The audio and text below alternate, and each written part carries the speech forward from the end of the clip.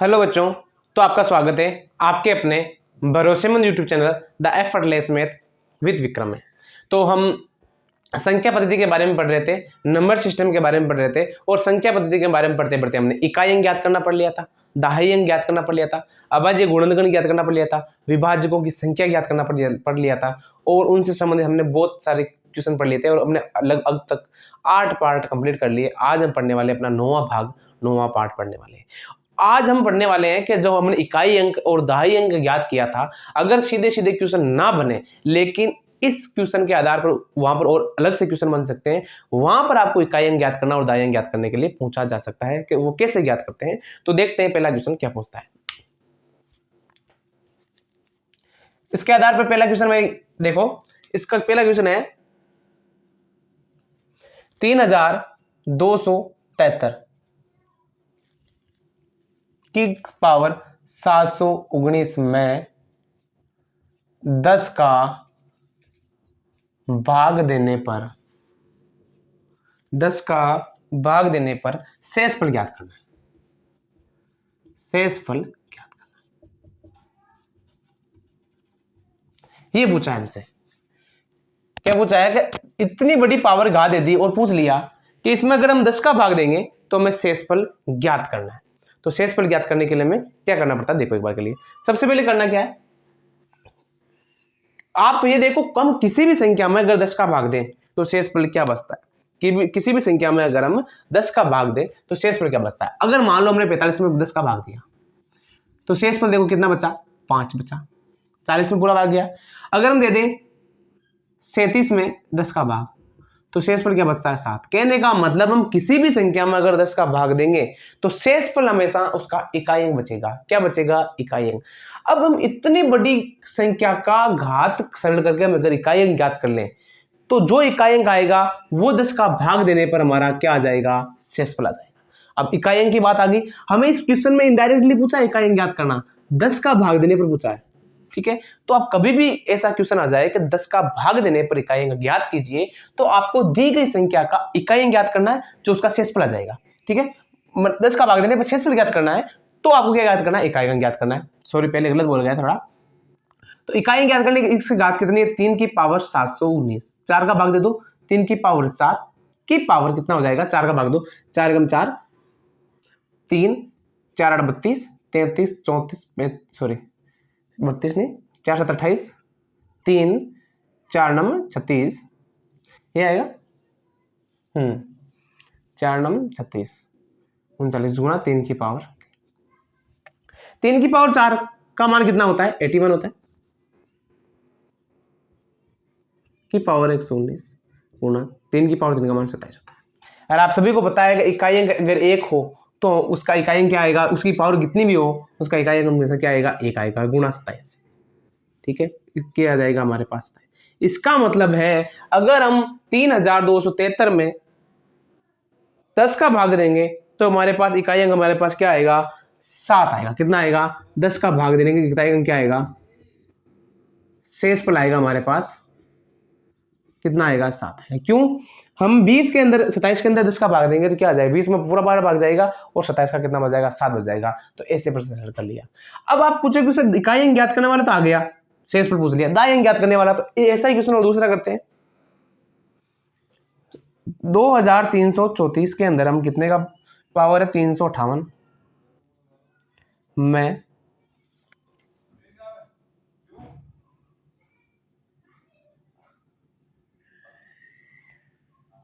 में 10 का भाग देने पर 10 का भाग देने पर शेषफल। वैसे इतना सरल करने की जरूरत नहीं थी, हमें एक दाई अंक ज्ञात करने के लिए सरल करना पड़ता है, इतना इकाई अंक ज्ञात करने के लिए सरल करना नहीं है, हमें इसको 4 का भाग देना है। तो आपको पता है कि 10 का भाग देने पर शेषफल ज्ञात करना है, इसका मतलब इकाई अंक ज्ञात करना पड़ेगा। इकाई अंक ज्ञात करने के लिए हम क्या करते हैं, 4 का भाग दे दो। तो 4 की पावर कितनी हो जाएगी हमारे पास, 4 का भाग दे दो इसमें, तो 4 का भाग अंतिम दो अंकों में देना है और शेषफल को हमें यहाँ लिखना है। अंतिम दो अंकों में 4 का भाग दो एक बार के लिए। ये थोड़ा हमने बड़ा मेथड से सरल कर दिया, इस छोटा वाला करेंगे। तो 4 का भाग हम गया 56 में, कितना बचा, 2 बचा। 4 की पावर 2 का मान कितना होता है, 16। इसका मतलब है 10 का भाग देने पर इकाई अंक कितना आएगा हमारे पास, 6 आएगा। कितना आएगा हमारे पास, 6 आएगा। अब आप ऐसे कोई से भी कितने भी क्वेश्चन कर सकते हो जिसमें अगर हमें इकाई का अंक पूछ ले तो इकाई अंक को आसान से सरल कर सकते हैं। अगर हम दाई अंक पूछ ले तो दाई अंक वाला भी हम कर लेते हैं एक बार के लिए कि 3 की पावर 314 मैं 100 का भाग देने पर, मैं 100 का भाग देने पर शेष पर। अब एक बार के लिए देखो, हम अगर 10 का भाग दे रहे हैं तो शेषफल बच रहा है एक संख्या। अगर हम किसी भी संख्या मान लो 145 के अंदर हम 100 का भाग दें तो कितना शेषफल बचता है हमारे पास, 45। कितना बचता है, 45। इसका मतलब है हम 100 का भाग देंगे तो हमें अंतिम 2 अंक ज्ञात करना पड़ेगा, और अंतिम 2 अंक ज्ञात करना हमारे लिए बहुत आसान है कि 3 की पावर दे रखी है तो हमें 3 की पावर 4 लिखते हैं और 4 का भाग दो इसमें। 4 7 28 29 30 31 3 4 8 32 33 34 3 की पावर 2 हो जाएगा। 3 की पावर 4 का मान होता है 81 की पावर 78 गुणा 9। हमें कौन सा अंक ज्ञात करना है, दाई अंक ज्ञात करना है। तो एक तो जाएगा ये, इसको इस गुणा कर दो, 8 64 कितना आ जाएगा 41 गुणा 9। इसको सरल करो, 9 9 चौके 36 ये हो जाएगा। 2 अंक ज्ञात हो गए। इसका मतलब है कि 3 की पावर 314 में अगर हम 100 का भाग देंगे तो हमारे पास शेष पर क्या आ जाएगा, 16 आ जाएगा। कितना आ जाएगा, गुणित आ जाएगा हमारे पास, शेष पर आ जाएगा। देखो अगला क्वेश्चन और,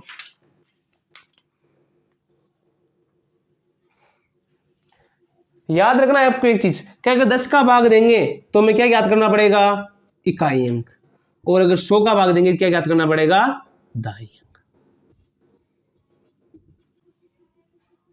मैं 100 का भाग देने पर, क्या मैं 100 का भाग देने पर शेष पर। आपको पता है कि 100 का भाग देने पर शेषफल ज्ञात करते हैं तो इसका मतलब हमें क्या ज्ञात करना पड़ेगा, इकाई का अंक प्लस दाई का अंक ज्ञात करना पड़ेगा। क्या करना पड़ेगा, इकाई का अंक प्लस दाई का अंक। तो इकाई और दाई का अंक ज्ञात करेंगे उस तो क्या करेंगे, 2 की पावर हम क्या करते हैं 10 करते हैं। कर दिया 2 की पावर 10 तो इसमें 178 गुणा 2 की पावर 3 आ जाएगा। आपको पता है इसका मान होता है 1024 की पावर 178 गुणा 2 की पावर 3। जब भी 24 हो और घात क्या दे रखी हो आपके पास, सम संख्या, तो इसका शेषफल हमेशा कितना आता है 76, और इसका मान कितना हो जाएगा 8। 8 संग 48 के 8 हासिल लगा 4, 8 2 7 56 और 4 कितना हो जाएगा 60। तो आपके पास शेषफल क्या आ जाएगा, इसका पास 08। कितना आ जाएगा हमारे पास 08, और शेषफल हमारे पास 08 आ जाएगा। इसका मतलब हमारे पास शेषफल आ जाएगा 8। क्या बच जाएगा हमारे पास, शेषफल बच जाएगा। मान लो कभी कभी शेषफल बचता है ना कि 208 आ जाए कोई संख्या है, वो 100 का भाग देंगे कितना बचेगा शेषफल, 08 मतलब 8 बचेगा, वैसे संख्या हो जाएगी। तो आपके कैसे भी क्वेश्चन आ जाए, आपको इकाई अंक याद करना, दाई अंक याद करना, अभाज्य गुणन याद करना, ये आपके जो मैथ पढ़ने वाली है संख्या पद्धति वाली, इन संख्या पद्धति में ज्यादा मुश्किल से एक पार्ट या फिर 2 पार्ट हो सकते हैं। बड़े करेंगे तो छोटे पार्ट में 3 हो जाएंगे, लेकिन हम 30 मिनट का करेंगे तो 2 पार्ट होने वाले हैं आपके, ज्यादा से ज्यादा 2 या 3 पार्ट मुश्किल से। इन 3 पार्ट के बाद में आप अगर इस पढ़ाई हुई संख्या पद्धति को आराम से पढ़कर वापस क्वेश्चन सरल करोगे तो आपके क्वेश्चन गलत होने के चांसेस बहुत ही कम हो जाएंगे। और ये बेसिक मैथ है, एडवांस मैथ वाले नहीं है। आपके 10th तक वाले जो भी कॉम्पिटिटिव एग्जाम है, एक सेकंड ग्रेड को छोड़कर, फर्स्ट ग्रेड को छोड़कर, बाकी जो मैथ के एग्जाम आते हैं आपके, थर्ड ग्रेड की मैथ ले लो, चाहे सीटेट की मैथ ले लो, चाहे एलडीसी की मैथ ले लो, चाहे किसी भी प्रकार की मैथ में अगर नंबर सिस्टम आ रहा है तो आपके इनमें से कोई भी क्वेश्चन बाहर नहीं आने वाला है। तो जब भी पढ़ो तो अच्छे से पढ़ना। सीटेट आने वाला एग्जाम 3 महीने बाद आपका एग्जाम है। अगर किसी को मैथ 0 लेवल की आती है तो उसके 30-25 नंबर की आती है, जिसमें से 5 नंबर के आपके 30 नंबर की आती है, और 5 नंबर के शायद साइकोलॉजी होते हैं या फिर 10 नंबर की साइकोलॉजी होती है, और 20 नंबर की आपके मैथ आती है। 20 नंबर से 18 से 20 नंबर तक आप बेसिक मैथ पढ़ के आराम से ला सकते हो। 3 महीने में आपके बेसिक मैथ वाले चैप्टर जो आपके सीटेट में पूछे जा सकते हैं वो आपको लगभग कंप्लीटली करवा दिया जाएगा यहाँ पर। और बाकी आपको मैथ तो आती ही होगी थोड़ी बहुत, लेकिन आपके मैथ 8th क्लास की 10th क्लास तक ही मैथ आती है वहाँ पर। तो अगला क्वेश्चन देखो एक बार के लिए, वो भी इंपॉर्टेंट क्वेश्चन है। अगला क्वेश्चन भी बहुत इंपॉर्टेंट है कि 12 की पावर 393 में 11 का भाग देने पर शेष पर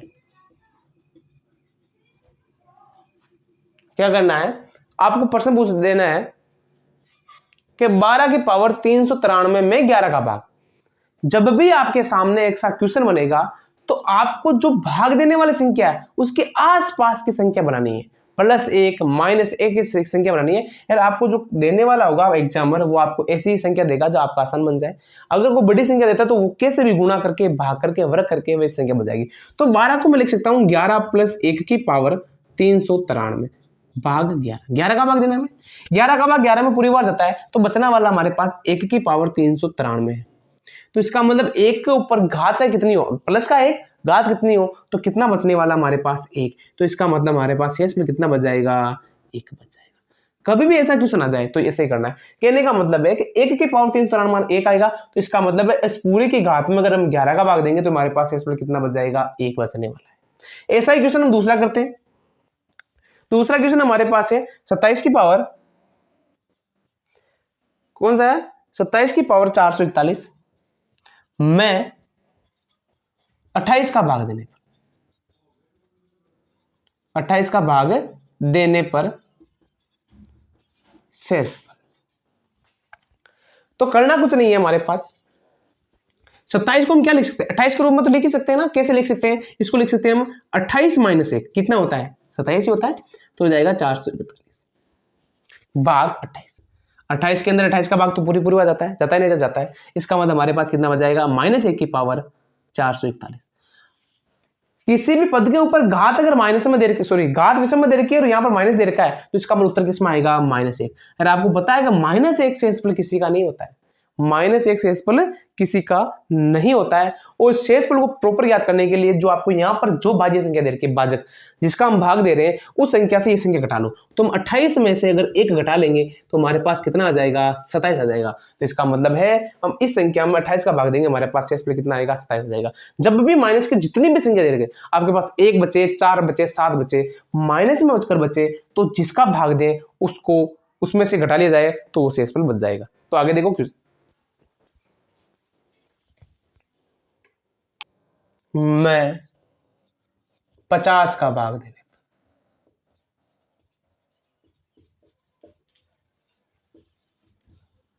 शेषफल, आपको शेषफल वाले क्वेश्चन जरूर नहीं ऐसा ही बने, कैसा भी क्वेश्चन बनेगा।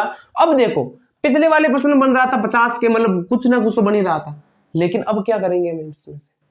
हाँ याद रखना, जब भी ऐसे भाग वाले क्वेश्चन दे और आपको ऊपर बड़ी घात दे दे तो याद ये रखना कि आपको वैसा पर्सन एग्जामर आपको जो प्रश्न देगा उसमें से एक इंपॉर्टेंट चीज देगा कि जो यहां पर पद है वो या तो +1 या -1 के रूप में कुछ ना कुछ तो बनने वाला है 100%, वरना क्वेश्चन देगा नहीं। क्योंकि प्लस और -1 इसलिए बचेगा, पूरा एक बार पूरा भाग चला जाएगा और दूसरे वाले संख्या का मान आसानी से कर सकते हैं, क्योंकि 1 की पावर हम कितना भी रखें उसका मान हमेशा क्या आता है, 1 ही आता है, इसलिए 1 से % ही दिया जाता है। तो आप कहोगे सर यहाँ पर तो दिया ही नहीं है, तो आपको याद होना चाहिए कि 7 की पावर 2 का मान कितना होता है। तो हम 7 की पावर 2 कर लो, का मान हो गया 49, 2 का भाग दो, इसमें 1 आ जाएगा, 7 आ जाएगा और 2 आ जाएगा, ये आएगा।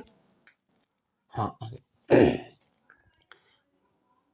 मैं भाग 50, एक बार देख लो, भाग देख लो, 2 3 4 हंसा लगा, 1 7 14, 14 हंसा लगा, 2 3 सही है। 3 की पावर 2 का मान कितना हो गया, 49। ठीक है, हम 49 को क्या लिख सकते हैं, 49 को हम क्या लिख सकते हैं, 50 - 1 लिख सकते हैं, नहीं लिख सकते, लिख सकते हैं कि पावर 172 हो गया। हो गया नहीं हो गया, हो गया, आराम से बात है। अब भाग कितना है, 50, 50 का भाग 50 में चला गया, क्या बचा, -1, और -1 की पावर कितनी है, 172। जब भी घात आधार में माइनस का दे रखा हो और घात सम में हो तो हमेशा प्लस आएगा। कैसे, अगर हम -1 की पावर 2 दे रखी हो तो गुणा करो, -1 गुणा -1, माइनस का -1 गुणा प्लस और 1 का मान 1। तो जब भी घात सम में दे रखी हो तो इसका मान आ जाएगा हमारे पास 1, और ये हमारा क्या आ जाएगा, शेषफल आ जाएगा। क्या आ जाएगा, शेषफल आ जाएगा। क्योंकि जब भी एग्जामिनर आपको क्वेश्चन देगा ऐसे बनने वाला देगा। अब थोड़ा सा हार्ड क्वेश्चन देख लेते हैं इस टॉपिक के अंदर, थोड़ा सा देखो क्या है कि 2 की पावर 394 में 17 का भाग देने पर शेषफल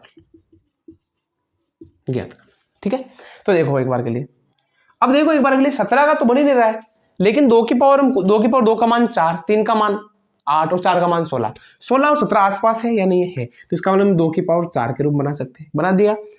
चलो 4 का भाग दो, 4 एकम 4, सॉरी जाता ही नहीं, 4 9 36, 37 38 39, 3 बच गया, 4 8 32, गुणा 2 की पावर 2 भाग 17। ये देंगे बात, आराम से दे दो। 2 की पावर 4 को हम लिख दिया 16 और 16 को हम लिख सकते हैं 17 माइनस 1 की पावर 98 गुणा 4 भाग 17। अब 17 का भाग इसमें दे दो, 17 का भाग वो 1 में गया, 17 बार चला गया, माइनस 1 की पावर कितना बच जाएगा 98 बच जाएगा गुणा 4। माइनस के ऊपर घात कितनी 98 दर की है तो आ जाएगा प्लस का 1 गुणा 4, कितना बच जाएगा 4। तो हमारे पास शेषफल कितना आ जाएगा, अगर बाई चांस यहां पर घात प्लस की प्लस विषम होती यार, इसका मान लो माइनस के 4 बच जाता, मानो कि मान कितना आ जाएगा माइनस का 4, तो आपको क्या पूछ ले शेषफल, तो क्या दिखते बताऊंगा।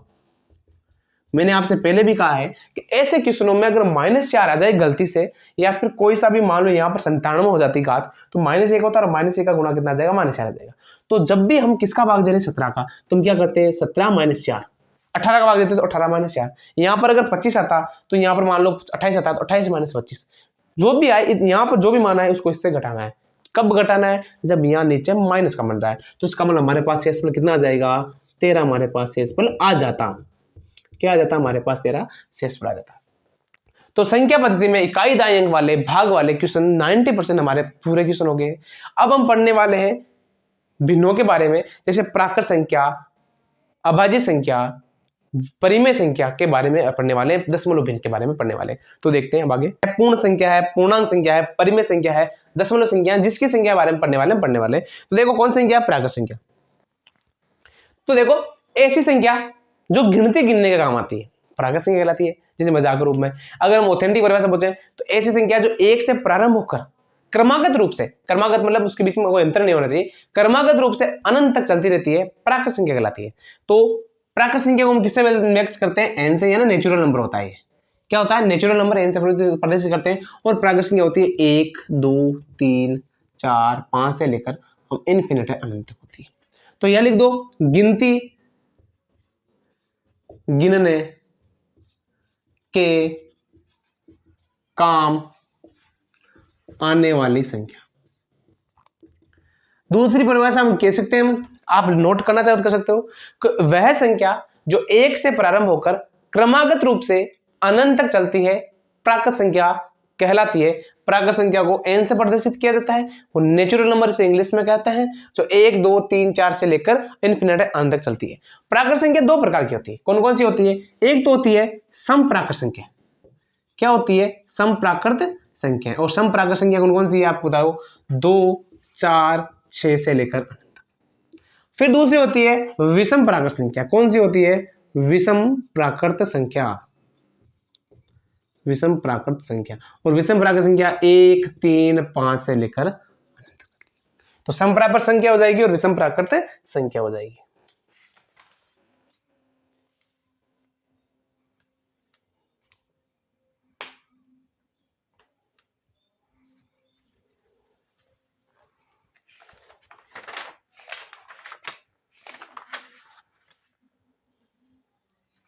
इधर देखो प्राकृत संख्या हो गई। दूसरी हम ज्ञात कर लेते हैं अभाज्य संख्या के बारे में, ठीक है, पूर्ण संख्या के बारे में। पहले प्राकृत हो ली, दूसरी कौन संख्या, पूर्ण संख्या। पूर्ण संख्या के बारे में पढ़ने वाले हम। पूर्ण संख्या को हम किससे लिखते हैं, होल नंबर, W से लिखा जाता है। तो पूर्ण संख्या क्या होती है, जब हम प्राकृत संख्या में 0 जोड़ देते हैं तो कौन संख्या बन जाती है, पूर्ण संख्या।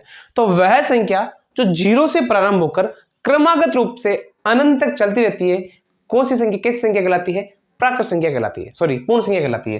पूर्ण संख्या कहां से प्रारंभ होती है, 0 1 2 से लेकर अनंत तक चलती है। इसे इंग्लिश में होल नंबर कहा जाता है। ये हो गई आपके पूर्ण संख्या के बारे में। अब हम पढ़ने वाले अभाज्य संख्या के बारे में। अभाज्य संख्या,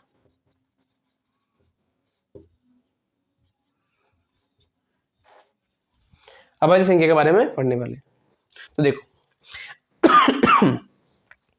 अभाज्य संख्या की आपने बहुत सारी परिभाषा सुनी होगी कि वह संख्या जिसमें एक व स्वयं के अतिरिक्त किसी अन्य संख्या का भाग नहीं जाता है, अभाज्य संख्या कहलाती है। और अभाज्य संख्या ज्ञात करने के तरीके कि हम कोई भी संख्या अभाज्य संख्या होगी वो कैसे पता करेंगे, वो भी आपको बता दिया जाएगा। तो सबसे पहले परिभाषा पढ़ते हैं कि वह संख्या जिसमें एक व स्वयं के अतिरिक्त किसी अन्य संख्या का भाग नहीं जाता है, अभाज्य संख्या कहलाती है। क्या कहलाती है? अभाज्य संख्या कहलाती है।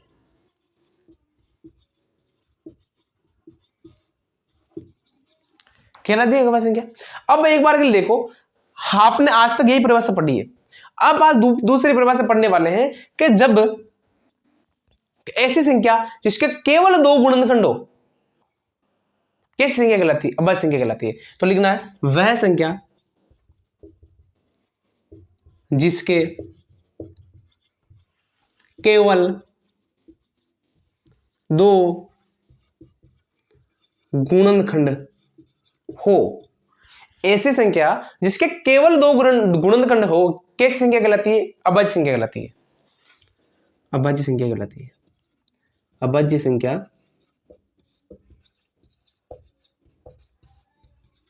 कहलाती है। आज तक आपने पढ़ा कि एक ने तो भाज्य संख्या है और न अभाज्य। कभी सोचा है क्यों नहीं है? क्योंकि एक न तो भाज्य है और न भाज्य। अब अभाज्य संख्या होने के लिए क्या होना चाहिए? केवल दो गुणनखंड। मैंने दो गुणनखंड तो होने चाहिए, तभी वो अभाज्य होगी।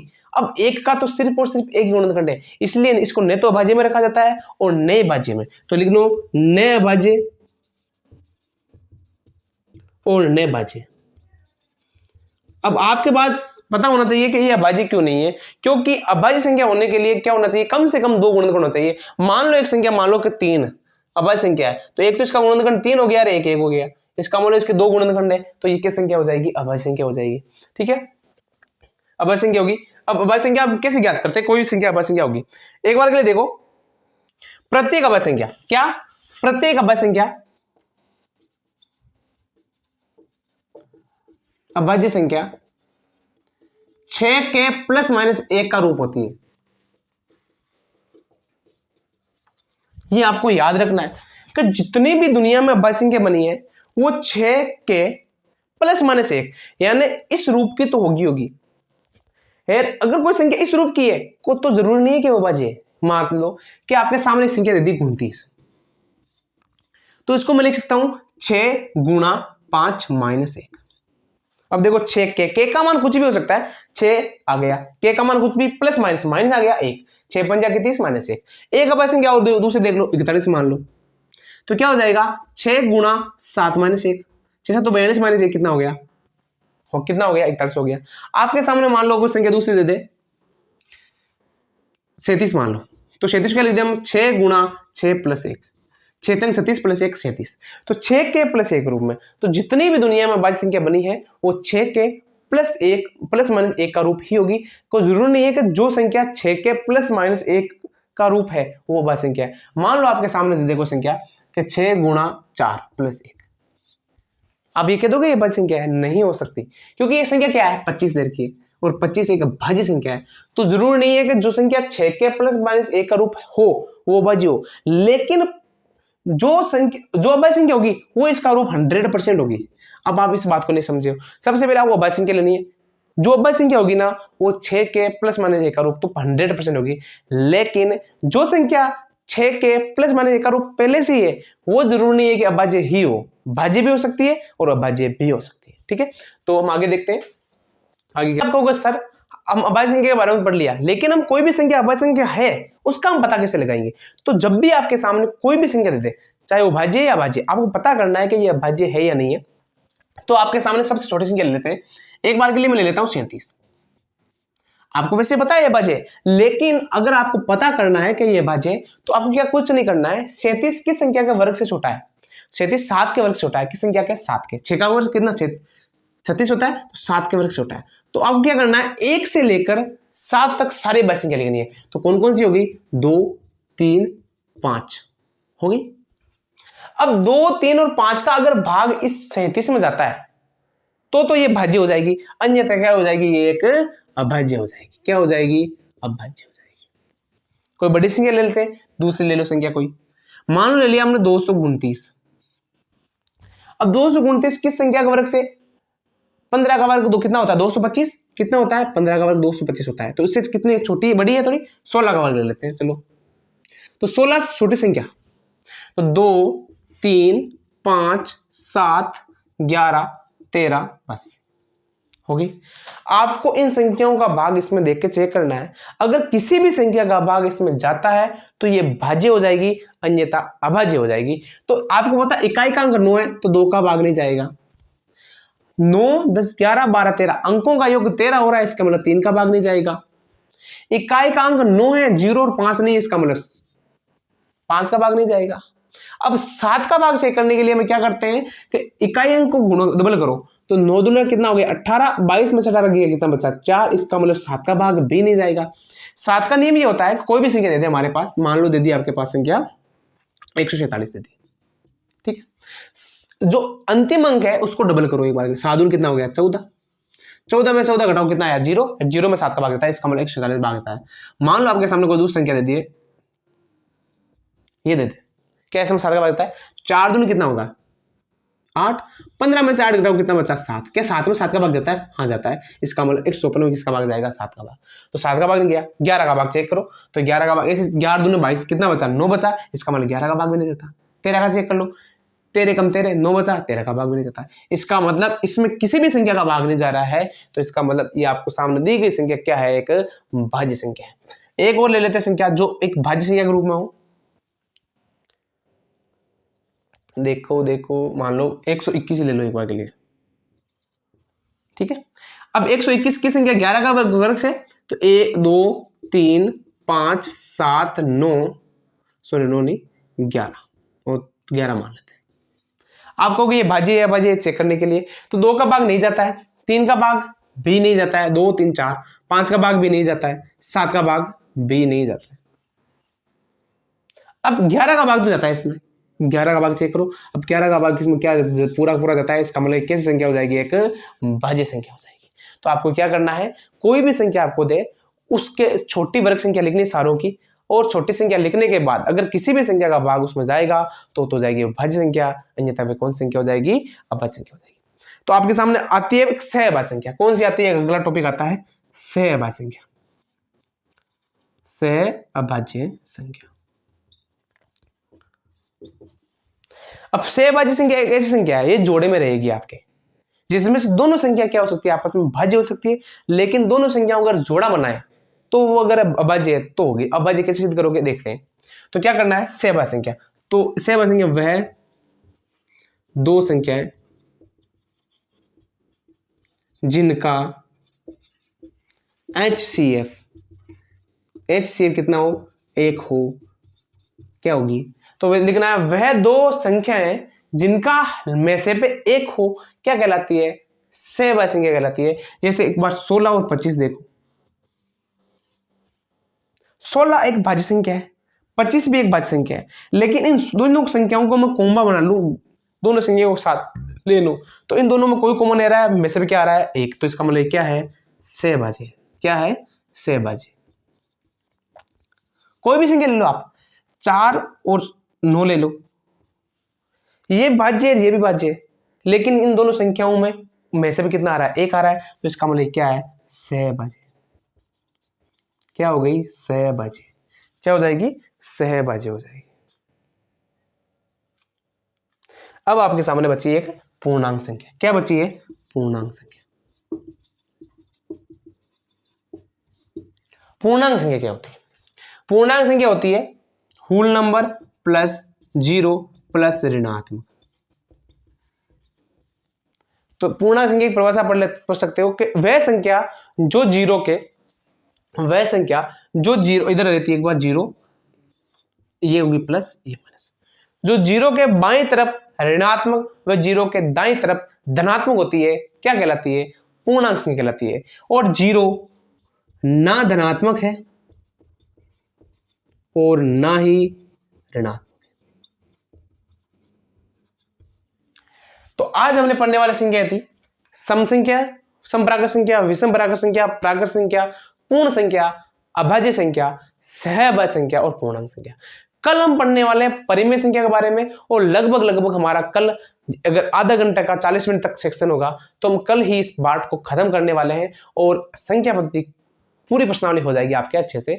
तो हंसते रहिए, पढ़ते रहिए। गुड नाइट, जय हिंद, जय भारत।